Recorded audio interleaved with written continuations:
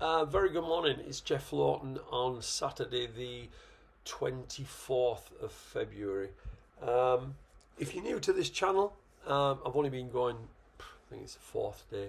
We've put quite a few winners. I don't think yesterday was much of a day. I did say beforehand that it looked tricky, and I'm going to say exactly the same today. I think Saturdays are always tricky. I think you should always treat Saturdays just a little bit different to the rest of the week, because I always say we've got to pick the races where we're favourite and not the bookmakers are favourite. Well, 95% of races on a Saturday, every Saturday, doesn't matter whether it's jumps or whether it's the flat, then the bookmakers always seem to be favourite because the races are ultra competitive.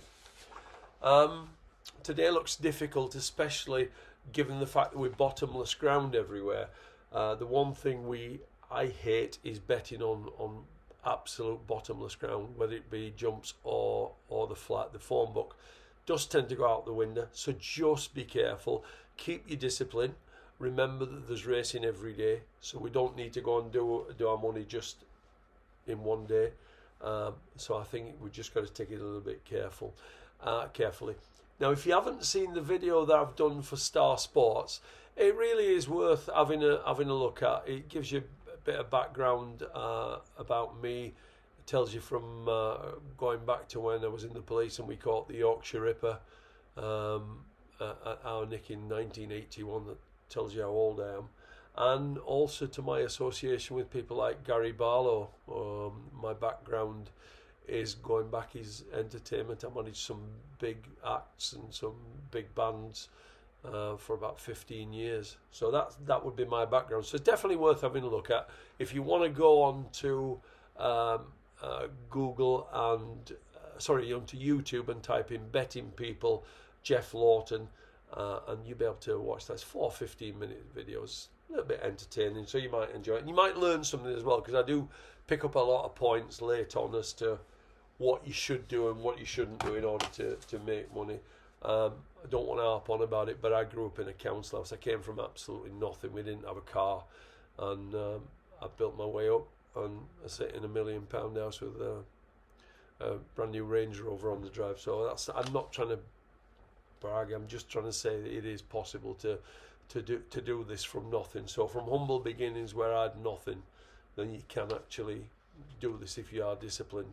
So I want to try and teach you as much as I can. It's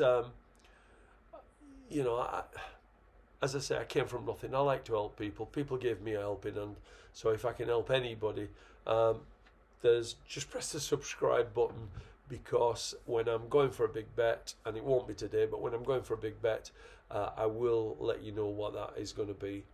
And also my email address is at the bottom as well. So just if you want any questions answering, then please, by all means, just ask me anything at all. If I can help, if I can answer the question, then I will do that.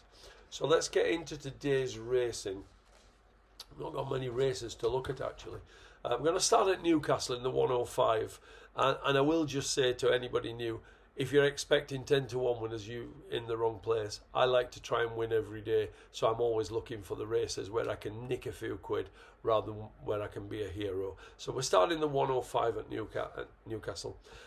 First, the ground is going to be a lot more testing than any of these at the top of the end of the market have faced before.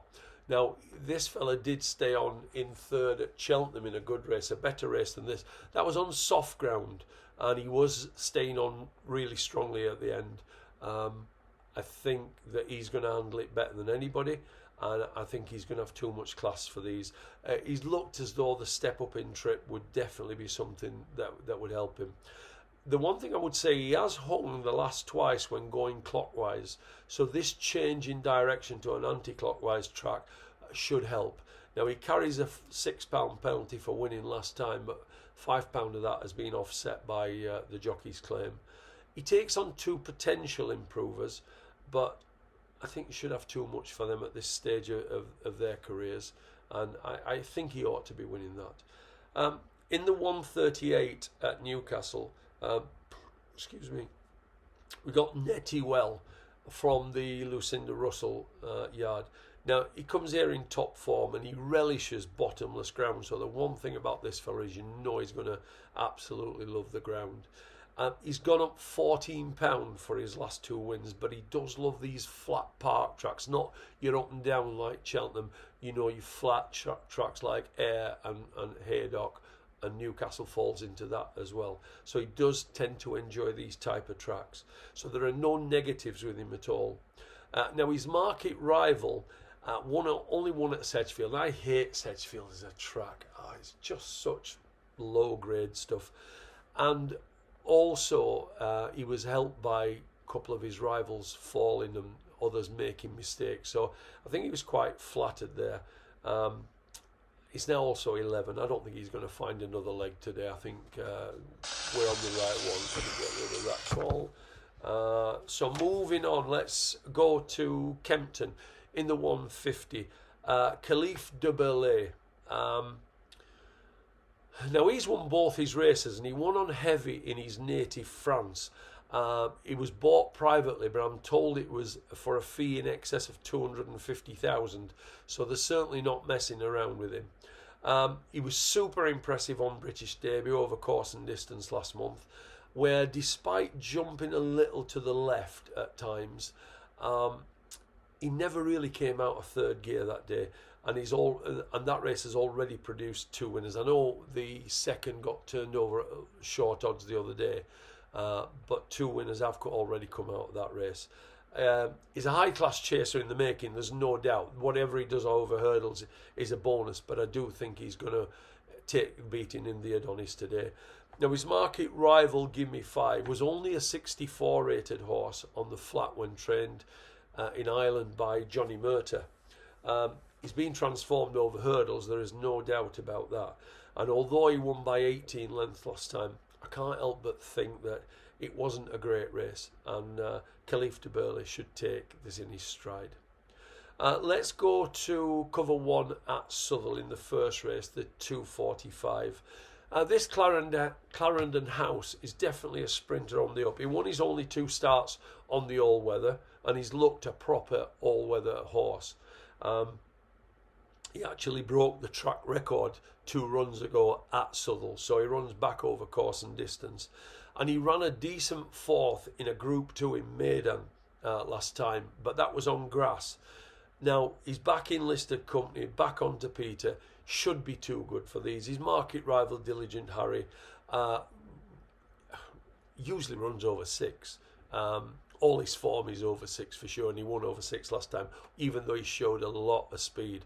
But I think going back to 5, where it really is flat out, I think he could be vulnerable, and I think Clarendon House definitely would take the beating here. So as again, I tell you, when I'm going for a big bet, I will let you know if you subscribe to the channel. So hit the subscribe button for me, and then when I've got a big bet, I will let you know in advance. And also, if you do want to ask me anything at all, then just send me an email to the address below, and I will speak to you tomorrow. Thank you.